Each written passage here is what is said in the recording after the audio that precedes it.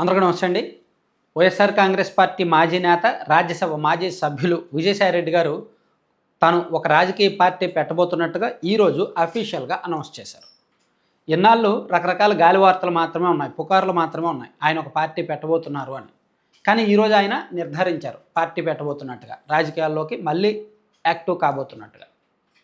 And తన party ఏ పార్టీతోనూ కూడా అంటే ఏదో ఒక పార్టీ ప్రయోజనాల కోసమో ఏదో ఒక పార్టీ వ్యతిరేకంగానో పనిచేయదు.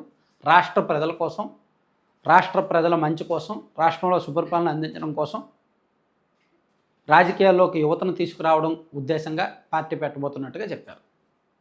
సో ఈరోజు తిరుమల వెంకటేశ్వర స్వామిని దర్శించుకున్న అనంతరం ఆయన అక్కడ మీడియాతో మాట్లాడుతూ ఈ ప్రకటన చేశారు.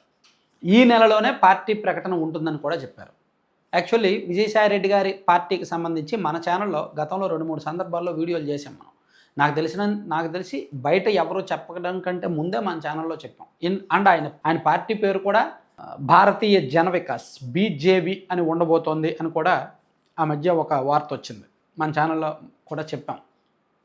సరే, ఆయన పార్టీ పేరు ఏదైనా కావచ్చు, కానీ ఒకటి నేషనాలిటీ ఉంటుంది, అంటే దేశ సార్వభౌమత్వాన్ని కాపాడేలాగా, సనాతన ధర్మాన్ని కాపాడేలాగా అండ్ హిందుత్వం అజెండాగా ఆయన పార్టీ ఉండబోతోంది అనేది మాత్రం స్పష్టం.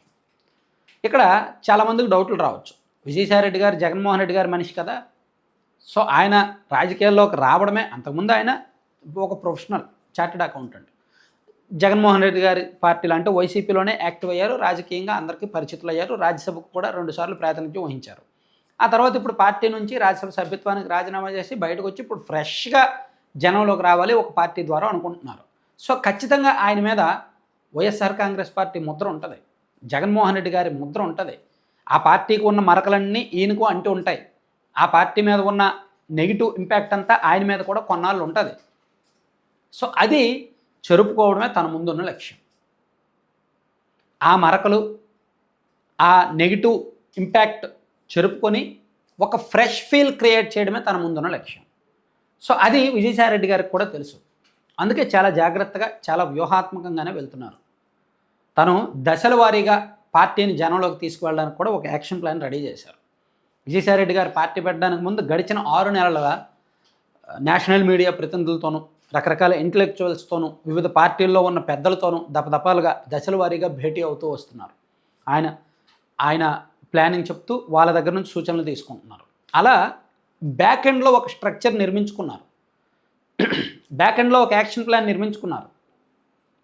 అలాగే తన పార్టీకి సపోర్ట్గా ఒక మెయిన్ స్ట్రీమ్ మీడియా ఛానల్ కూడా లాంచ్ చేయబోతున్నారు, ఒక డిజిటల్ మీడియా ప్లాట్ఫామ్స్ కూడా లాంచ్ చేయబోతున్నారు. సో పార్టీ ఈ నెలలో ఉంటుంది, ఈ డిజిటల్ మీడియా ఇవన్నీ కూడా దసరా నాటికి ఉండొచ్చు, అక్టోబర్ నాటికి ఉండొచ్చు అనుకుంటున్నారు.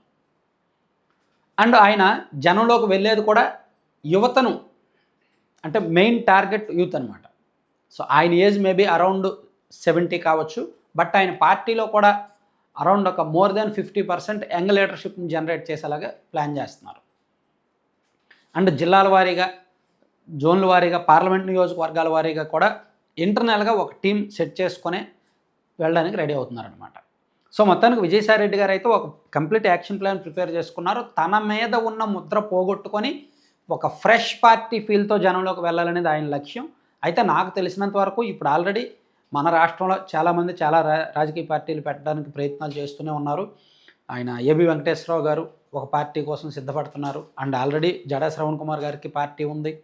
అండ్ సిబిఐ జేడి లక్ష్మీనారాయణ గారే పార్టీ పెట్టి ఫెయిల్ అయ్యారు. అండ్ ఆయన విశ్రాంతి ఐఏఎస్ విజయ్ కుమార్ గారికి ఒక పార్టీ ఉంది. సో ఇప్పుడు విజయసాయిరెడ్డి గారు, వీళ్ళందరికీ విజయసాయిరెడ్డి గారికి తేడా ఏంటంటే ఈయన ఆల్రెడీ రాజకీయాల్లో తేలి మునిగి వచ్చిన వ్యక్తి అండ్ లోటుపాట్లు తెలిసిన వ్యక్తి, ఒక వ్యవస్థలో అన్నీ తెలుసుకొని బయటకు వచ్చిన వ్యక్తి కాబట్టి కాస్త ఆ పార్టీల కంటే డిఫరెంట్ స్ట్రాటజీతోనే వెళ్తారు. మేబీ జనం ఎలా రిసీవ్ చేసుకుంటారు అనేది తర్వాత విషయం, కానీ వెళ్ళే లక్ష్యం, వెళ్ళే వ్యూహం మాత్రం బలంగానే ఉన్నట్టు చెప్పుకోవచ్చు.